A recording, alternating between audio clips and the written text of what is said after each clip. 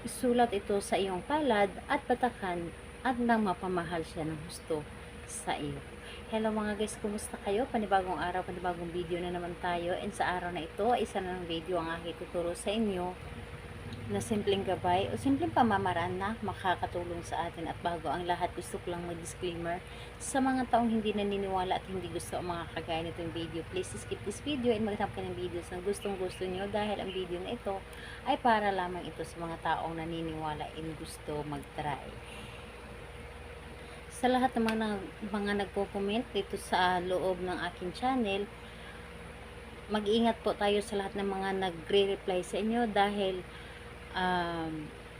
kung dinadala kayo sa kanilang WhatsApp and Imo app para makaiwas po tayo sa scam. So ngayon po, ituturo ko sa inyo paano nga ba siya mababaliw o mapamahal sa iyo ng husto. So dito po is pwede mo itong gawin sa magkalapit at magka-LDR sa isa't isa. So dito is kailangan natin ng ating gagamitin. Kailangan natin dito ng panulat lamang. And syempre, kailangan natin dito ng inyong sarili, na kailangan handa tayo sa ating dapat na gawin, at buo dapat ang ating loob, tiwala at naniniwala sa paggawa dito. So ngayon, kapag ready ka na, pwede mo na itong umpisahan. So ang gagawin mo lamang dito, napakadali. So kailangan mo lamang dito ng panulat. So mas maganda na meron kayong kulay pula na panulat. Pero kung wala kayong kulay pula na panulat, mas mainam na gumamit na lamang kayo ng itim na panulat. And syempre, kailangan din natin dito ng inyong pabango.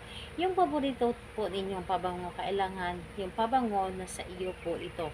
Yung ikaw po talaga ang nagmamay-ari nito. So, ayun po.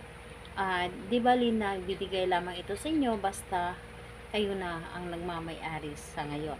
So, yun po ang ating dapat na ihanda. So, kapag ready na, pwede mo na itong umpisahan. Ang gagawin mo lamang dito sa iyong palad, kahit saang parte ng iyong palad or saang banda ng iyong palad, pwedeng sa kaliwa, pero mas maganda dito sa kaliwa po talaga, dahil nasa kaliwa yung ating puso. So dito sa kaliwa is isulat natin dito ang kanyang pangalan at apelyido. At kapag naisulat mo na dito ang kanyang pangalan at apelyido, is kunin mo ang inyong pabango, patakan ninyo ito or sprayhan nyo lamang ng isang spray.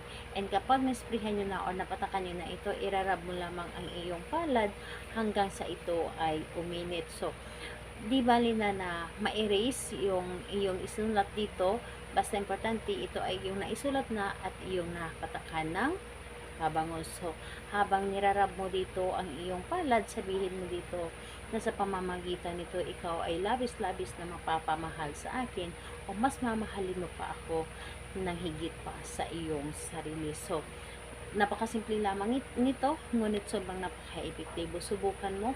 Pwede mo itong gawin sa kahit anong araw, basta importante ay malakas yung inyong energy, yung tipong para bang hinihila kayo na gawin ito. So, ayun po. Salamat po sa inyo. Bye bye everyone. God bless us all.